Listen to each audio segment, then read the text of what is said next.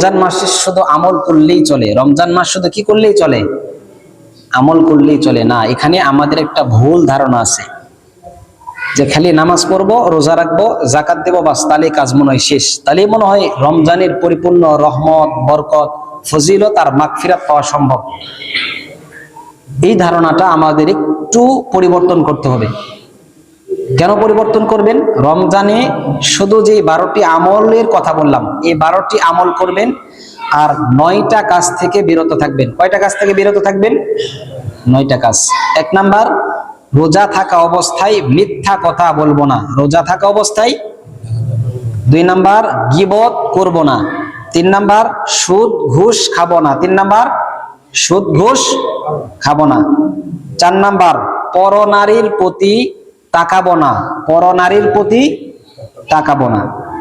5 number, মোবাইলে খারাপ ছবি সিনেমা দেখবো না, মোবাইলে খারাপ ছবি বা সিনেমা দেখবো না। 6 নাম্বার, ফেসবুক চালাবো না, রমজান মাসে কি করব না? ফেসবুক চালাবো না। 7 নাম্বার, কারো সাথে ঝগড়া করব না, কারো সাথে ঝগড়া করব না। 8 নাম্বার, গান শুনবো না। 9 নাম্বার, হারাম খাবার খাবো না, হারাম খাবার।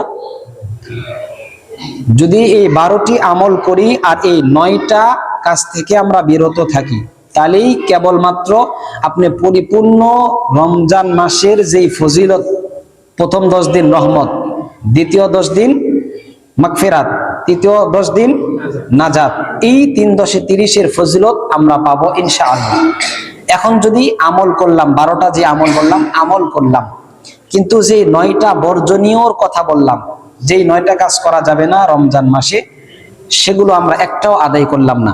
রোজাও রাখলেন, মিথ্যা কথাও বললেন, রোজাও রাখলেন, গীবতও করলেন, রোজাও রাখলেন, মানুষের সাথে ঝগড়াও করলেন, রোজাও রাখলেন, হারাম খাবার দিয়ে ইফতার করলেন, সেহরি করলেন, রোজাও রাখলেন, গানও শুনলেন, রোজাও রাখলেন, ফেসবুকও চালাইলেন।